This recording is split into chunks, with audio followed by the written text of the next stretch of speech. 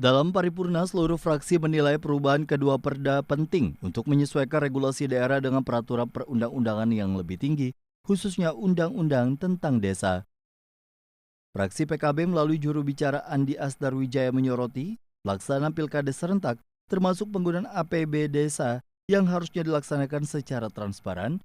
Fraksi PKB juga meminta adanya aturan penyelesaian sengketa yang jelas dan adil apabila terjadi perselisihan hasil suara di tingkat desa. Ada beberapa catatan dan masukan terkait Raperda ini. Poin A.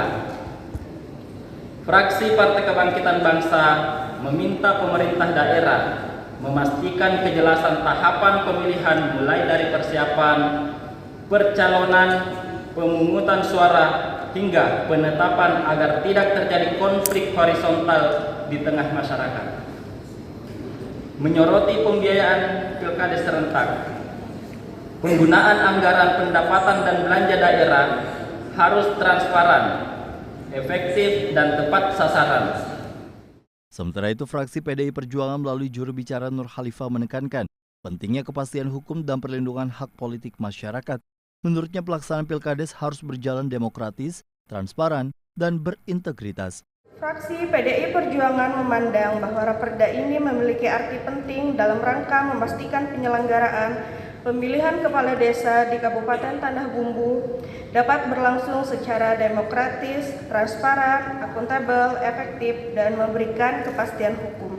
Fraksi PDI Perjuangan berharap Raperda ini dapat menghasilkan regulasi yang benar-benar memberikan kepastian hukum, menjamin hak politik masyarakat desa, serta mampu mewujudkan penyelenggaraan pemilihan kepala desa yang berkualitas, demokratis, dan berintegritas. Sedangkan fraksi Gerindra yang disampaikan Suyono menyoroti mekanisme pemilihan kepala desa antar waktu calon tunggal hingga pengangkatan dan pergantian perangkat desa. Fraksi Gerindra meminta agar seluruh proses dilaksanakan secara demokratis, objektif, dan sesuai ketentuan yang berlaku.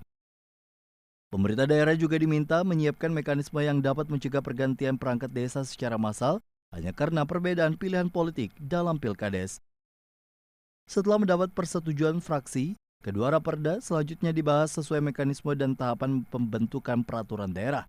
Masukan, kritik, dan saran dari seluruh fraksi diharapkan menjadi bahan penyempurnaan regulasi sebelum kedua raperda ditetapkan menjadi peraturan daerah.